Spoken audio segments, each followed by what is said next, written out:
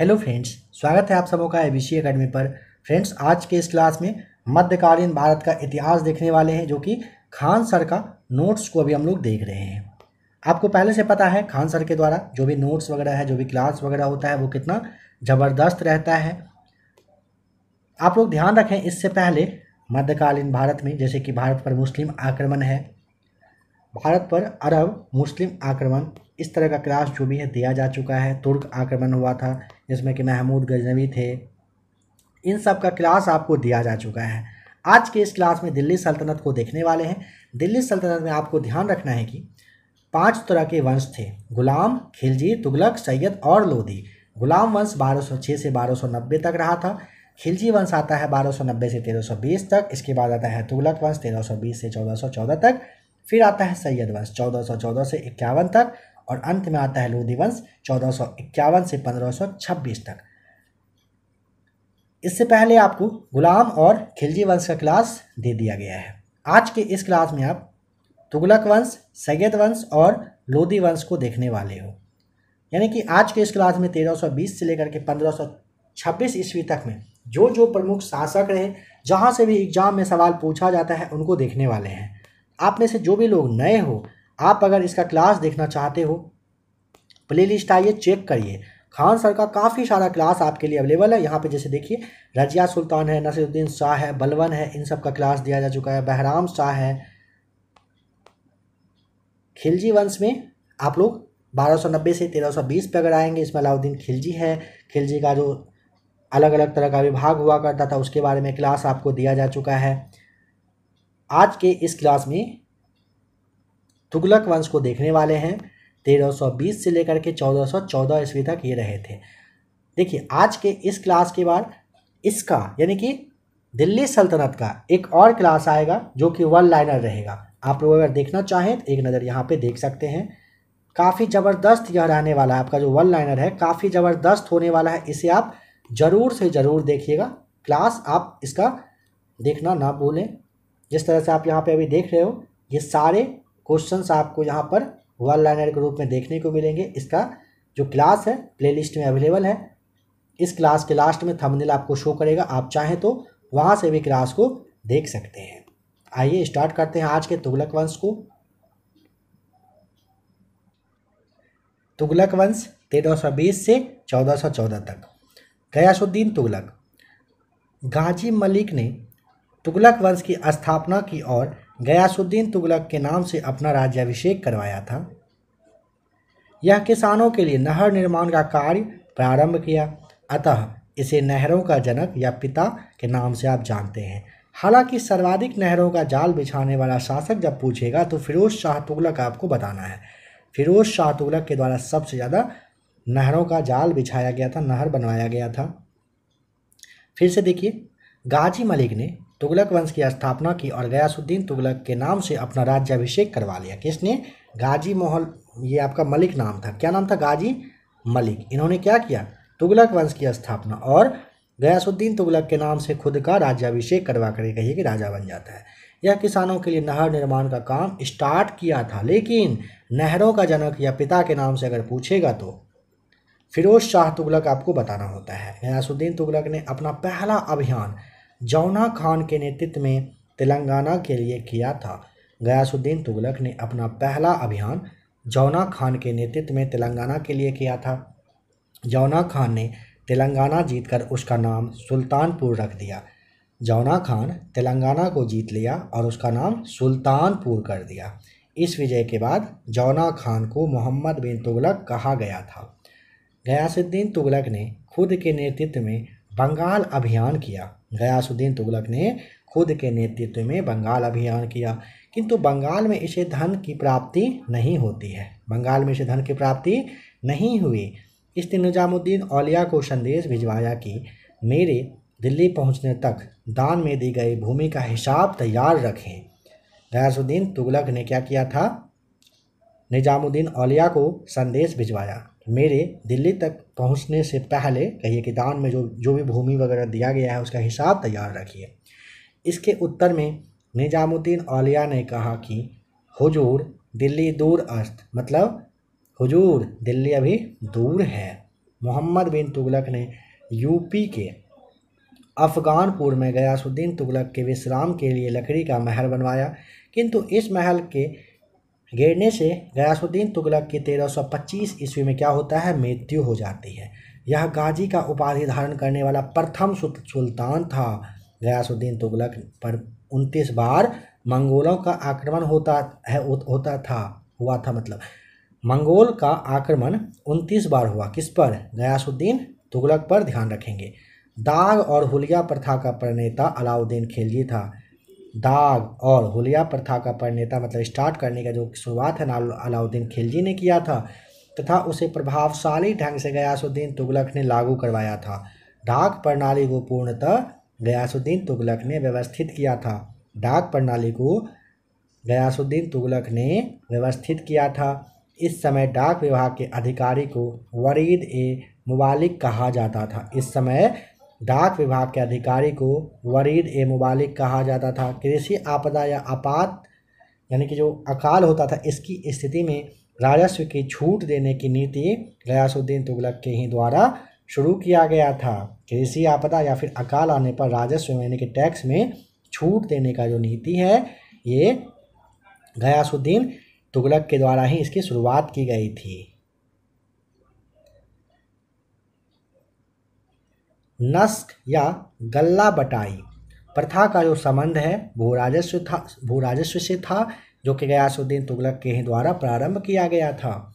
नस्क या गल्ला बटाई प्रथा का संबंध किससे? भू राजस्व से, और गयासुद्दीन तुगलक के द्वारा स्टार्ट किया गया था। गयासुद्दीन के समय राजस्व निर्धारण के लिए भूमि मापन से संबंध नहीं था। ध्यान रखें, गयासुद्दीन तुगलक ने अलाउद्दीन के समय के लिए अमीरों की भूमि को पुनः लौटा दिया था। गयासुद्दीन तुगलक ने अलाउद्दीन के समय में लिए गए अमीरों की जो भूमि थी इसको लौटा दिया था। गयासुद्दीन तुगलक ने दिल्ली के समीप स्थित पहाड़ियों पर रोमन शैली में तुगलकाबाद नामक नगर स्थापित किया था। मोहम्मद बिन तुगलक को समझिए। देखिए, इसका वास्तविक नाम यानी कि मूल नाम जो है ये जौना खां था। यह दिल्ली के गद्दी पर 325 ईस्वी में बैठा था। यह 23 भाषाओं का अच्छा जानकार था, साथ ही ज्योतिष, खगोल तथा गणित का भी अच्छा विद्वान ये था। यह इतिहास में सबसे पढ़ा लिखा शासक था। इसके समय सल्तनत काल के विकास बहुत तेजी से होता है, साथ ही बिखराव भी काफ़ी तेजी से हुआ था। इसके समय में साम्राज्य को टोटल 29 प्रांतों में बांटा गया था। मोहम्मद बिन तुगलक ने 5 सबसे बड़ी गलतियां की थी। नंबर फर्स्ट, इसने दोआब पर टैक्स बढ़ा दिया, मतलब दो नदियां जहाँ पर मिलती थी, जब वहाँ अकाल पड़ा था, इसने दोआब पर टैक्स बढ़ा दिया। कब? जब वहाँ पर अकाल पड़ा था। ये तो नहीं करना चाहिए। किसानों के विद्रोह के कारण इसने आमिर ए कोही नामक कृषि विभाग बनाया, जो किसानों की मदद के लिए था। इसने तांबे की सांकेतिक मुद्रा 1329 और 30 ईस्वी में चलवाया, किंतु इस मुद्रा का बड़े पैमाने पर दुरुपयोग होने लगा था। इसने मंगोल आक्रमण के डर से दक्षिण में इस्लाम के लिए प्रसार के लिए राजधानी दिल्ली से देवगिरी यानी कि दौलताबाद को 1327 में स्थानांतरित किया, जो असफल रहा। इसने खुरासान यानी कि ईरान पर आक्रमण के लिए 3 लाख सैनिकों की फौज बनाई और उन्हें अग्रिम वेतन भी दे दिया, मतलब पहले ही वेतन दे दिया, किंतु अंतिम समय में वह खुरासान के शासक से संधि कर लिया। तो 3 लाख जो सैनिक का जो फौज का जो टीम था, मतलब कहिए कि उसे 3 लाख जो वेतन दिया गया बेकार चला गया, क्योंकि वहाँ पर संधि हो गया था। इसने सैनिकों के विद्रोह से बचने के लिए उन्हें हिमालय की दुर्गम चोटी कराचील अभियान के लिए भेजा, जहां अधिकांश सैनिक आपसी विवाद में लड़कर मर गए। वर्ष 1336 ईस्वी में हरिहर व बुक्का ने दिल्ली सल्तनत से टूटकर विजयनगर साम्राज्य की स्थापना किया था। 1347 ईस्वी में हसन गंगू ने दिल्ली सल्तनत से टूटकर बहमनी साम्राज्य की स्थापना किया था। 1333 ईस्वी आपको ध्यान होगा, मोरक्को यानी कि अफ्रीका का एक यात्री था इब्न बतूता। 7000 किलोमीटर की यात्रा के बाद यह दिल्ली पहुंचता है। रेहला नामक पुस्तक के लेखक का नाम इब्न बतूता है। मोहम्मद बिन तुगलक इसकी विद्वता से खुश हुआ और उसे दिल्ली का काजी यानी कि जज नियुक्त कर दिया था। मोहम्मद बिन तुगलक ने इब्न बतूता को दिल्ली का काजी मतलब जज नियुक्त कर दिया था। इब्न बतूता के कहने पर मोहम्मद बिन तुगलक ने डाक विभाग आरंभ किया। इब्न बतूता के नेतृत्व में मोहम्मद बिन तुगलक ने एक दूत मंडल को चीन भेज दिया। मोहम्मद बिन तुगलक होली का त्यौहार अपने दरबार में मनाया करता था।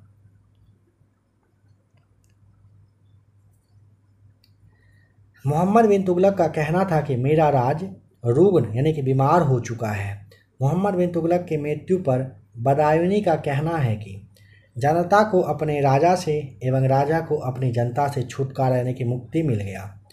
इसे रक्त पिपासु या पागल बादशाह के नाम से जाना जाता है। मोहम्मद बिन तुगलक को रक्त पिपासु या पागल बादशाह के नाम से कहिए कि जाना जाता था। अब आ जाइए फिरोज शाह तुगलक पर। यह जौना खां का चचेरा भाई था। इसकी माता सोनार थी, अतः इस पर हिंदू होने का आरोप न लगे इसलिए इसने ब्राह्मणों पर भी जजिया कर लगाया था। आपने पहले वाले क्लास में भी देखा था ना, फिरोज शाह तुगलक जो थे ये ब्राह्मणों पर भी जजिया कर लगाए थे, डिप्रेशन में कहिए प्रेशर में आकर के, ठीक है। तो ये क्या किया था, जजिया कर लगा दिया था ताकि लोग किसी तरह का आरोप ना लगाए, लोग कुछ और ना समझें। इसका राज्याभिषेक 1351 में होता है। फिरोज शाह तुगलक का राज्याभिषेक 1351 में होता है। इसने अशोक के हरियाणा के टोपरा अभिलेख को तथा यूपी के मेरठ के अभिलेख को दिल्ली में स्थापित कर दिया था। सवाल पूछा जाता है तो यहाँ पे आपको फिरोज शाह तुगलक याद रखना है। अशोक के हरियाणा का जो टोपरा अभिलेख था और यूपी का जो मेरठ अभिलेख है इसको दिल्ली में स्थापित किया था। इसने अलग से एक निर्माण विभाग बनवाया और 300 से अधिक नगर यानी कि शहर का निर्माण करवाया, जैसे में जौनपुर, फिरोजाबाद, हिसार, फतेहाबाद, फिरोजपुर, ये सारे। इसने 1200 से अधिक फलों के बाग बगीचे लगवाए ताकि फलों की गुणवत्ता को सुधारा जा सके। इसने नहरों का जाल बिछवाया था। आपने देखा था सबसे ज़्यादा नहर का जाल इसी ने बिछवाया था। इसी के समय सर्वप्रथम सिंचाई कर टैक्स लेना स्टार्ट हुआ था। जो किसान सरकारी नहर से खेती करता था उसे हक ए सर्व नामक टैक्स देना होता था। वैसे किसान जो सरकारी नहर से खेती करता था उसे हक ए सर्व यानी कि सर्व नामक टैक्स क्या होता था, देना पड़ता था, जो कि कुछ कुल उपज का कितना था, 10% कहिए, या कि उपज का 1/10वां भाग हुआ करता था, मतलब वही हुआ। फिरोज शाह तुगलक के दरबार में सर्वाधिक दास 1,80,000 रहा करते थे। फिरोज शाह तुगलक, यह सवाल काफ़ी बार पूछा जा चुका है, सबसे ज़्यादा दास फिरोज शाह तुगलक के समय में 1,80,000 की संख्या में रहा करता था। इसने दासों की देखभाल के लिए एक अलग विभाग दीवान ए बंदगान बनवाया था। इसने बेरोजगारों को बेरोजगारी भत्ता भी दिया। गरीब, असहाय तथा अनाथ की सहायता के लिए इसने एक अलग विभाग दीवान ए खैरात भी बनवाया था। इसने दर उल सफ़ा नामक एक मुक्त यानी कि अस्पताल जो है ये बनवाया। इसने सरकारी खर्च पर हज यात्रा भी करवाई थी। फिरोज शाह तुगलक ने सरकारी खर्च पर। विभिन्न धर्मों में आपसी समन्वय के लिए इसने एक अनुवाद विभाग बनवाया। फिरोज शाह तुगलक को दिल्ली काल का अकबर कहा जाता है। फिरोज शाह तुगलक को जो सल्तनत काल के समय के है ना, अकबर के नाम से जाना जाता है। जौनपुर को सिराज ए हिंद के रूप में जाना जाता था। इसके द्वारा अद्दा एवं विख नामक 2 सिक्का चलाया गया था। फिरोज शाह के द्वारा अद्दा और विख के नाम से 2 सिक्का चलवाया गया था। फिरोज शाह तुगलक ने दिल्ली में कोटला दुर्ग का निर्माण करवाया। इसके समय सर्वाधिक सिंचाई तथा लोक निर्माण कार्य अधिक धन खर्च किया गया था, ठीक है। इसी के समय भू राजस्व वसूली के लिए भूमि को ठेके पर देने की प्रथा प्रारंभ की गई थी। इसी के द्वारा सबसे पहले लोक निर्माण विभाग की स्थापना भी किया गया था। इसी के समय में पहली बार हिंदू धर्म ग्रंथों का फारसी में अनुवाद भी करवाया गया था। किसके समय में? फिरोज शाह के समय में। इसी के द्वारा फुतुहात ए फिरोज शाही पुस्तक लिखा गया। इसी के समय सैन्य पदों को वंशानुगत बना दिया गया था। किसके समय में? फिरोज शाह के समय में। इसकी मृत्यु हो जाती है वर्ष 1388 ईस्वी में। फिरोज शाह की मृत्यु होती है 1388 में। फिरोज शाह तुगलक के दरबार में बरनी नामक विद्वान रहता था, जिसने फतवा ए जहानदारी तथा तारिक ए फिरोज शाही नामक पुस्तक की रचना की है। नसीर उद्दीन महमूद को समझिए।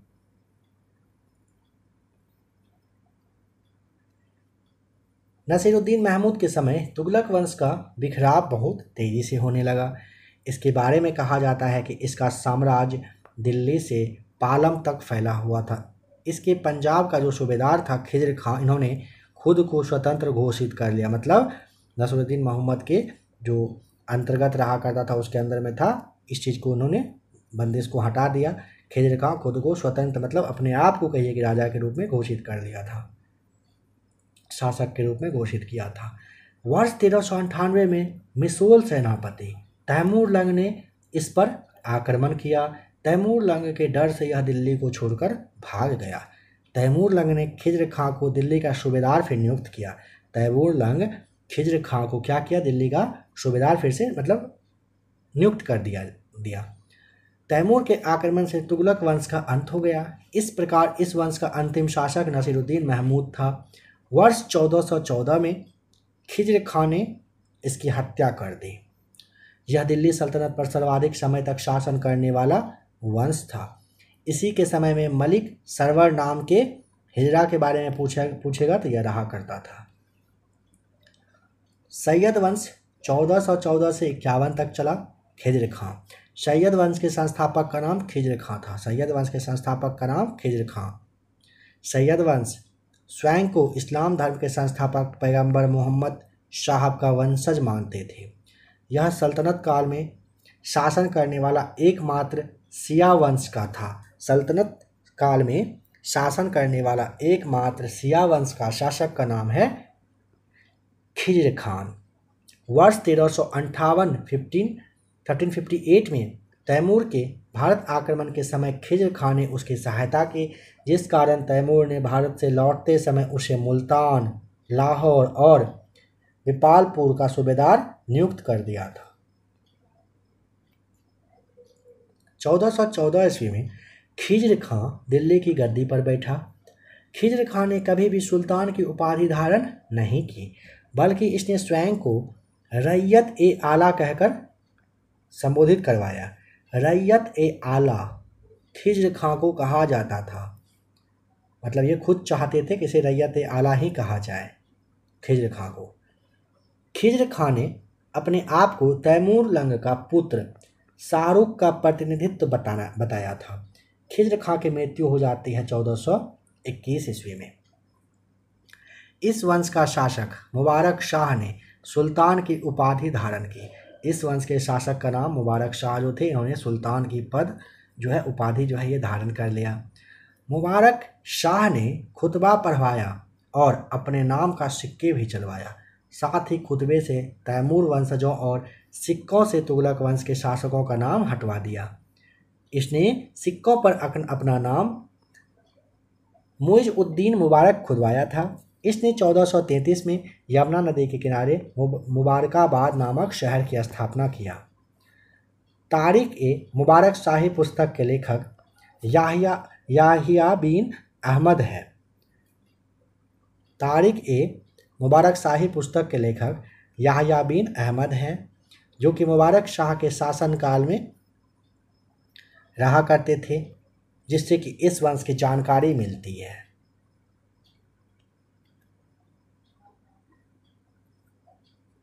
भटिंडा तथा दोआब के विद्रोह में मुबारक शाह के समय में यह हुआ था। भटिंडा और दोआब का जो विद्रोह है ना, ये मुबारक शाह के ही समय में हुआ था। इस वंश का अंतिम शासक अलाउद्दीन आलम शाह था। अलाउद्दीन आलम शाह इस वंश में सर्वाधिक समय तक शासन करने वाला शासक था। वर्ष 1451 में बहलोल लोदी ने इसकी हत्या कर दी और लोदी वंश की स्थापना कर दी। 1451 में ना बहलोल लोदी इसकी हत्या करके लोदी वंश की स्थापना करने का श्रेय ले लिया।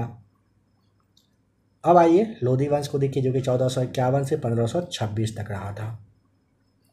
यह भारत का पहला शुद्ध अफगान वंश था। इस वंश के संस्थापक बहलोल लोदी थे। यह अपने दरबारियों के सम्मान में खड़ा रहता था और उनके बैठने के बाद बैठता था। इसने जौनपुर पर आक्रमण करके उसे जीत लिया। इसने एक सिक्का चलाया जिसे बहलोली सिक्का कहते हैं। बहलोली सिक्का अकबर के काल तक में प्रचलन में रहा था। बहलोल लोदी अपने सरदारों को मकसद ए अली कह करके पुकारा करता था। बहलोल लोदी ने ग्वालियर का शासक राय कर्ण को 1487 ईस्वी में पराजित किया। यह उसका अंतिम अभियान था। अगला शासक सिकंदर लोदी बनता है। यह वंश का सबसे योग्य शासक था। इसने 1504 में आगरा शहर की स्थापना और 1506 में अपनी राजधानी इसे बना लेता है। इसने गुलरुखी नामक पत्रिका भी लिखी थी। गुलरुखी नामक पत्रिका भी लिखी थी किसने? सिकंदर लोदी ने। इसने जमीन की पैमाइश के लिए गज ए सिकंदरी नामक एक मापक बनाया जो कि 30 इंच के बराबर हुआ करता था।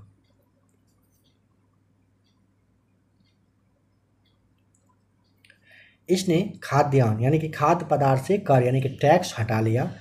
इसने जजिया निकालने तथा महिलाओं के मजार पर जाने पर भी प्रतिबंध लगा दिया।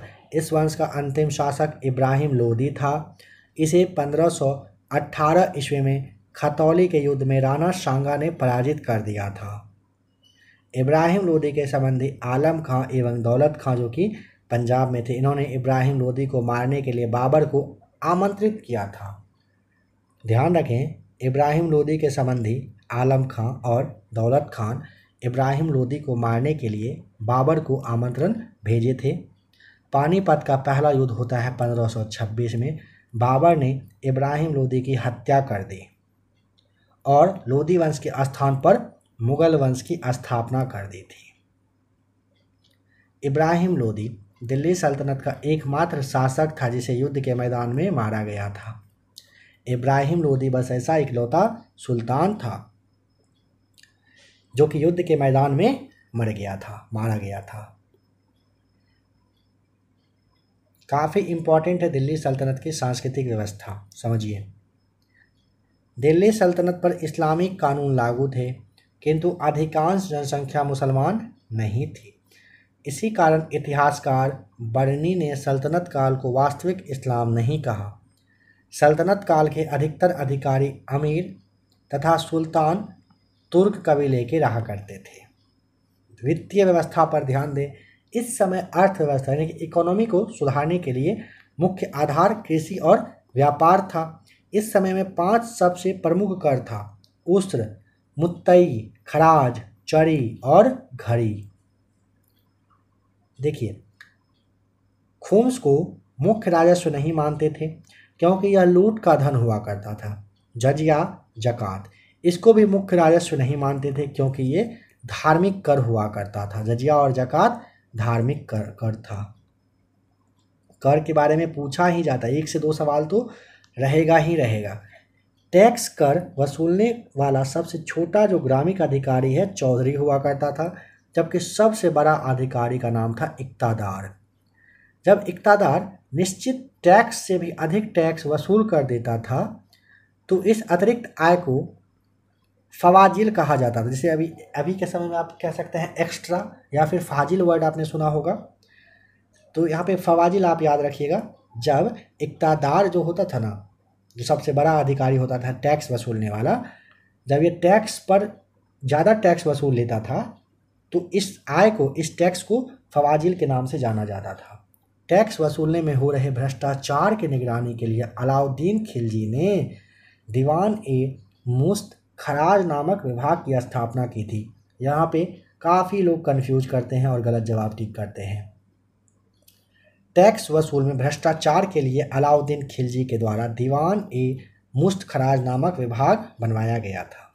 सल्तनत काल में टांका तथा जीतल ही प्रमुख सिक्के थे जिसे इल्तुतमिश ने चलवाया था। इल्तुतमिश के द्वारा चलवाया गया था टाका और जीतल।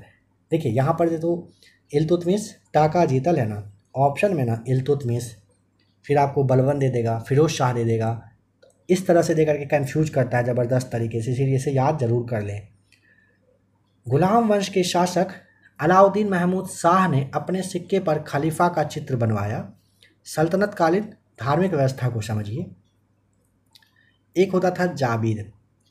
राज्य के कानून को जाबिर कहते थे। शरीयत या हदीस, धार्मिक कानून को शरीयत या हदीस कहा जाता था।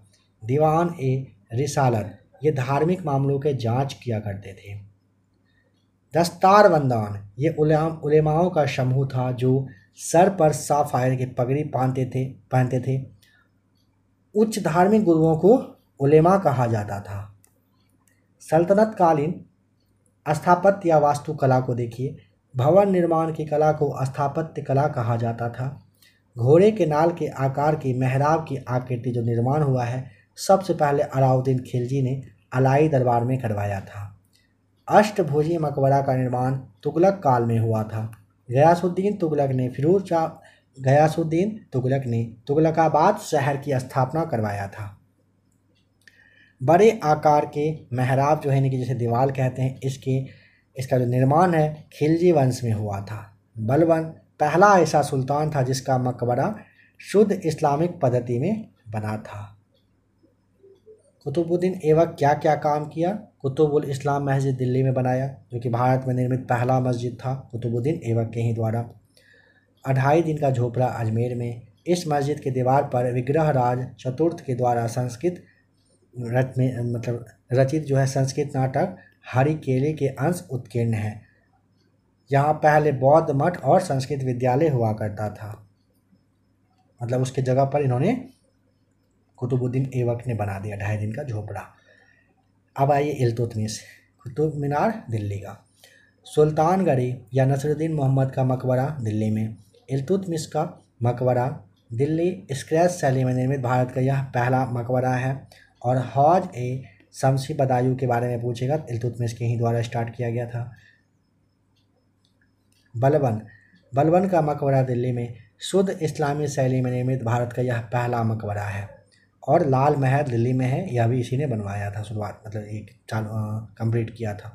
अलाउद्दीन खिलजी, अलाई दरवाज़ा दिल्ली में, श्री का नगर दिल्ली में, हजार खंबा महल दिल्ली में, हौज ए खास दिल्ली में, जमात खाना मस्जिद दिल्ली में अलाउद्दीन खिलजी के द्वारा ही शुरू किया गया था।